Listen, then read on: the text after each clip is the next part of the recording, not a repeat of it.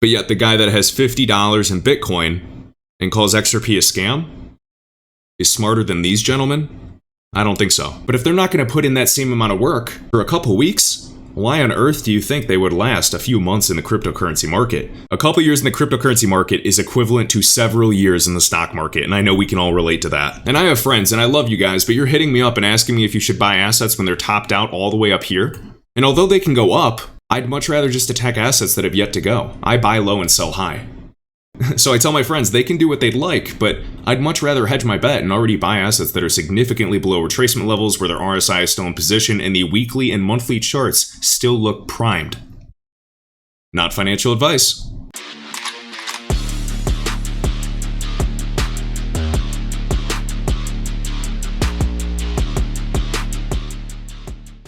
What's going on, guys? Kevin Cage here with another cryptocurrency update. Happy Friday to all, and wow, talk about interesting times regarding the market. We'll be doing a live stream for patrons as well, Sunday night, 6 p.m. CST. And oh, funny enough, we have Reese Witherspoon now in my recommended Twitter feed, all because I retweeted her Ethereum tweet. So of course, we're seeing this narrative now of kind of pushing away from Bitcoin and now pushing Ethereum. So I'm quite bullish on many alts that are below their retracement levels. Nothing I share here is financial advice, but I will give you my opinion over the market and what we could be seeing in the coming weeks. Be sure to follow me on TikTok if you have one. Links are in the video description. I'm trying to get used to this application, but it's actually pretty fun.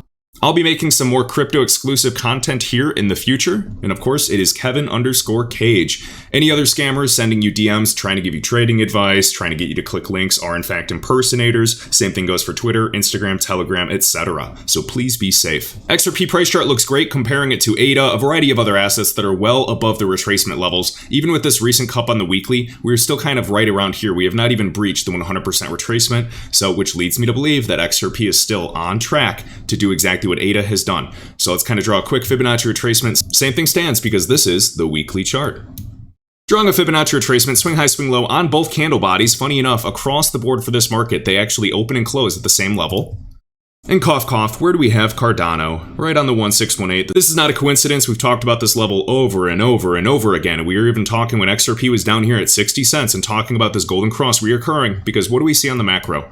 Well, the ground floor seems to be raising during this market. We have ADA and a variety of other assets creating new all-time high prices, which does not happen in a bear market, in my opinion, and also creating new all-time high prices against their Bitcoin price chart, such as QNT, Constellation, Solana, you name it. And it's also my belief that XRP does in fact surpass its all-time high price and creates a new all-time high price within this bullish cycle, which is really getting interesting right now. And end of year historically is always a very interesting time to watch the cryptocurrency market. Reading the RSI, of course, that ADA has that nice relative strength pushing right up and piercing through the purple. Looks like XRP is still in fact on track to do the same, sitting right at the 702 retracement. Shout out to Blockchain Backer. We've had some good price action for a variety of assets. I also believe HBAR is on the move. As you can see, Ontology, ONT is actually well below the retracement, sitting right on the 236. Golden cross is yet to happen, so something to keep an eye on. And across the board for the market, we are seeing assets slowly make their way up to these levels.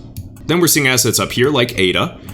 And of course, we have some other assets that we're holding all the way up here, and then others are actually en route right around there.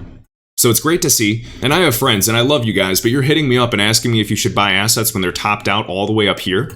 And although they can go up, I'd much rather just attack assets that have yet to go. I buy low and sell high.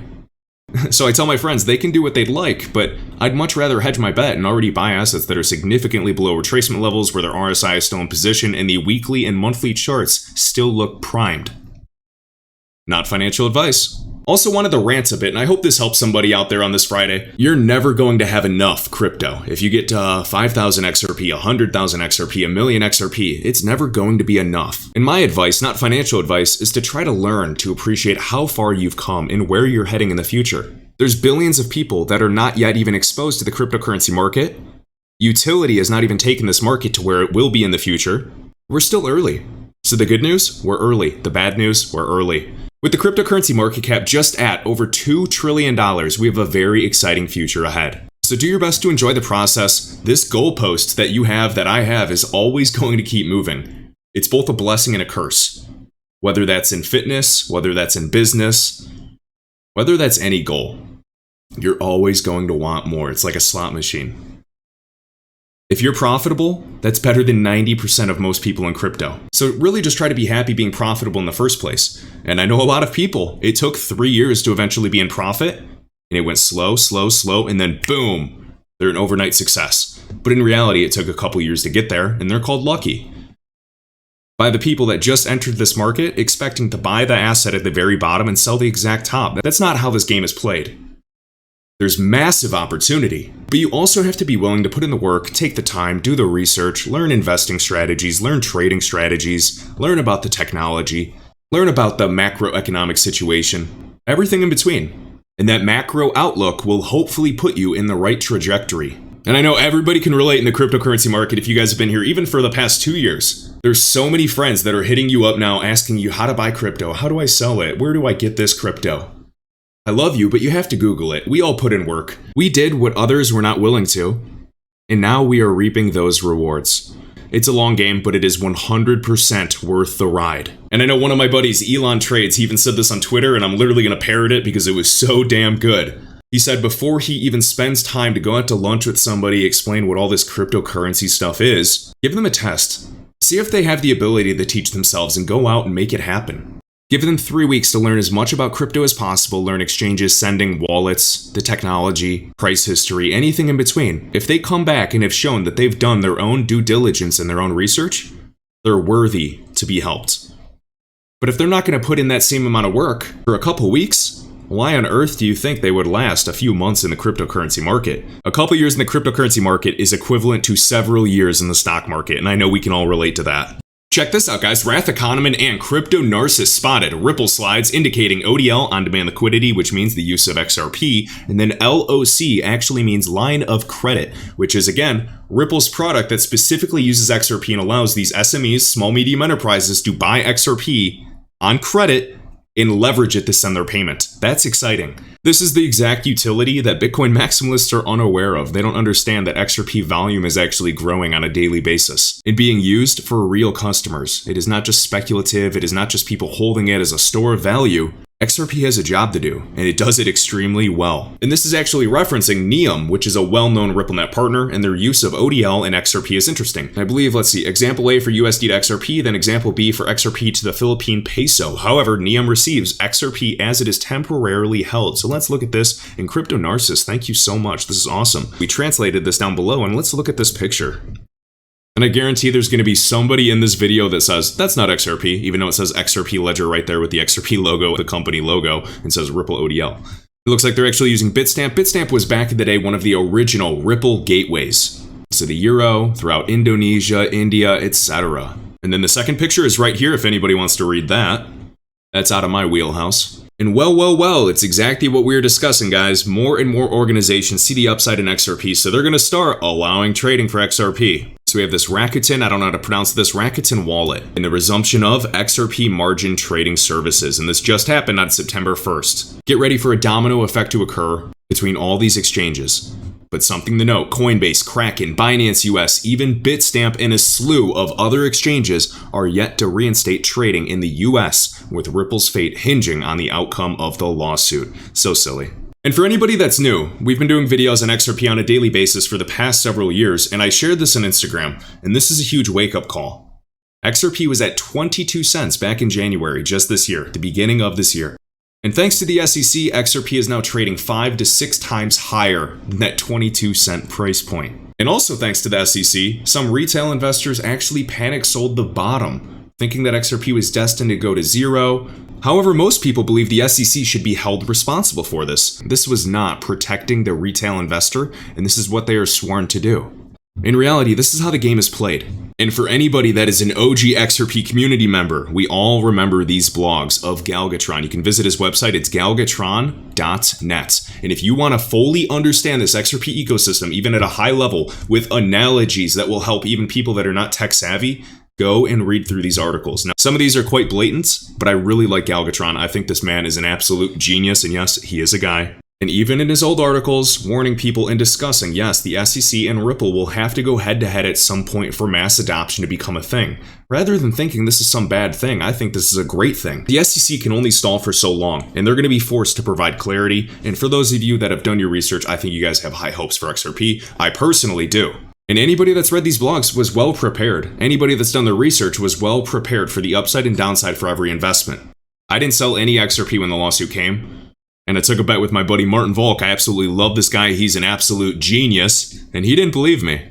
And I hope you're watching this, Martin, for a good laugh. And we made a bet around this level, I believe, and this is all on our DMs and stuff. I know I posted this on Instagram if you guys want to scroll through it. And my bet was that XRP has to hit 17 cents and clear that one gap it actually made before the end of 2020. And it was cutting it close. And watch what happened. We actually ran up from 25 cents all the way up to about 78 cents, guys, almost 80 cents. And I remember going crazy. I was like, damn, I might be wrong.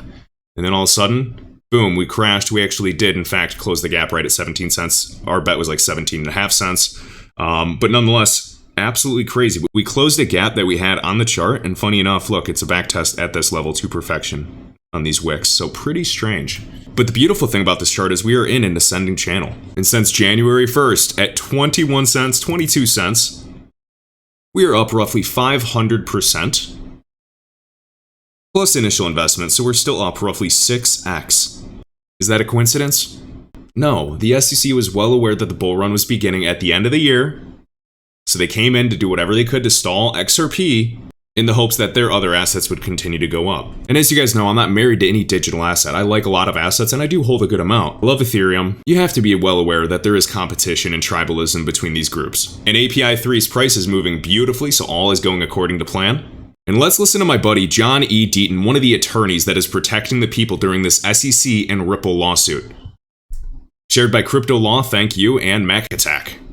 Up until 2018, unlike equities and securities in the stock market, there was no policy relating to someone like Mr. Hinman or the chairman or any SEC staff member or lawyer. There was no policy that they couldn't own digital assets, right? What's that say? What's that imply to the market?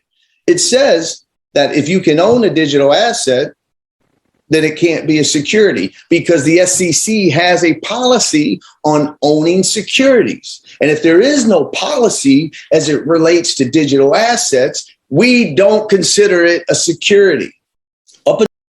Boom. And John, thank you for your service, man. You are an absolute badass. And I was kind of just being goofy here, but in 2013, the SEC was probably like, let's wait until 2020 to go after XRP so that there's ample money for a nice juicy lawsuit and juicy settlements. Even if Ripple gets their way and gets clarity for XRP, the SEC will get a nice lump sum. So they waited, of course.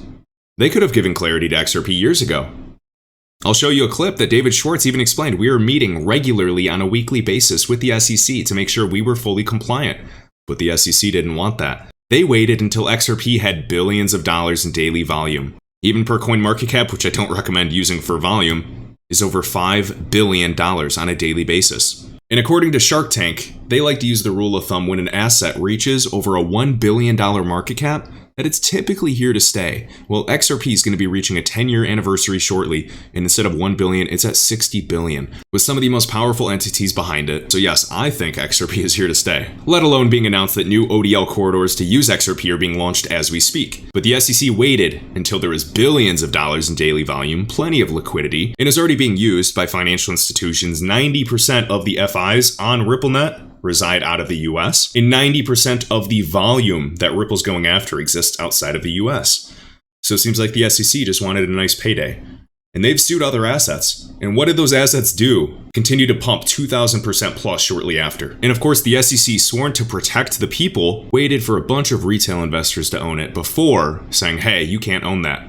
That makes a bunch of sense. Now let's watch this. This is a must-see clip of David Schwartz, CTO of Ripple, my man Bearable Bull, what's up? And we have him discussing Ripple and XRP regulations back in 2019. And this is how the game is played. So let's listen to this clip. It's very hard to decide how the laws apply. And that's why I think you'll see many organizations, Ripple and many others, Coin Center is another, lobbying regulators not so much to change the law, but to clarify it, like to tell us what it is that we need to do so that someone doesn't come down 2 years later and say, hey, what you were doing completely in the open and completely transparently for the last 4 years was illegal from day one and you should have known that.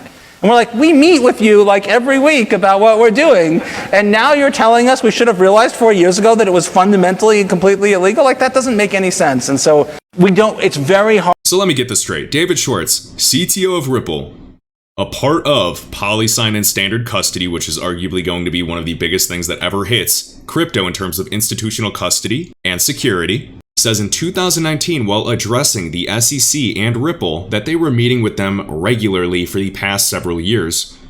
And then he says it would be so weird for them to come at us 2 years later and say that all of this you've been doing wrong the whole time. And isn't that basically what happened to a T? And you still wonder why so many people think XRP holders are crazy. Real Vision Finance, formerly at Goldman Sachs, publicly shared he does not care about tribalism. He likes XRP. I literally show you a clip in my previous video of Real Vision Finance, Mr. Rao, explaining that he likes XRP and he believes it is positioned for a hell of a run. He references, of course, the Bitwise Index, and institutions potentially have to market buy. He said a couple hundred or several $100 million. Let's be conservative and just say 100 million, which is 1/3 or even a half of that amount. What do you think happens to XRP's price? There could potentially be some very nice runs. And it might not just be XRP, guys. It's going to be a variety of digital assets. We're in a bull run. But I'm focused on XRP because it is yet to breach these retracement levels and reach these higher extension levels. And this gentleman's a genius. David Schwartz is a genius. Santiago is an absolute genius. He actually did an interview with Real Vision Finance discussing Ethereum. I think he even touched on QNT of Quant Network, one of my favorite holds. R&D division lead for Block Digital. But yet the guy that has $50 in Bitcoin and calls XRP a scam is smarter than these gentlemen? I don't think so. Are they smarter than Crypto Eddie? No. Are they smarter than Michael Arrington? No. Food for thought. But alright guys, I'm going to call it a day, edit up this video, and shoot it your way. I hope you guys enjoyed. Be sure to like, subscribe. Live stream will be for patrons, going over the market current trade setups on Sunday night, 6 p.m. CST. All links are in the video description, and I'll catch you in the next one.